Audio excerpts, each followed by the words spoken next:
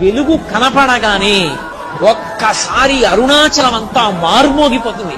అరుణాచల శివ అరుణాచల శివ అరుణాచల శివ అరుణాచల అని ప్రత్యేకంగా అదే పలుకుతారు. ఆ 4 నామాలు పలుకుతారు. అరుణాచల శివ అరుణాచల శివ అరుణాచల శివ అరుణాచల. ఆ నామం ప్రతిధ్వనించిపోతుంది, దిక్కులు మారుమోగిపోతాయి నామం.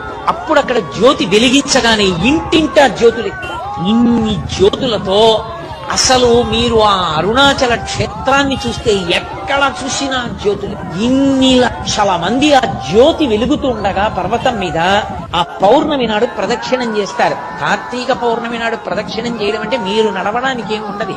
మీరు అంగుళం ఖాళీ వస్తే కాలు కదుపుతూ వెడుతూ ఉండడమే అంతే. అలా తిరుగుతారు. అసలు అది జనం ఇలా ఇలా నడుస్తూ ఆ గిరి చుట్టూ తిరిగే స్థితిని చూడడం చాలు, అంత అద్భుతంగా ఉంటుంది. కొండంతా జనంతో నిండిపోతుంది. అంత పెద్ద జ్యోతి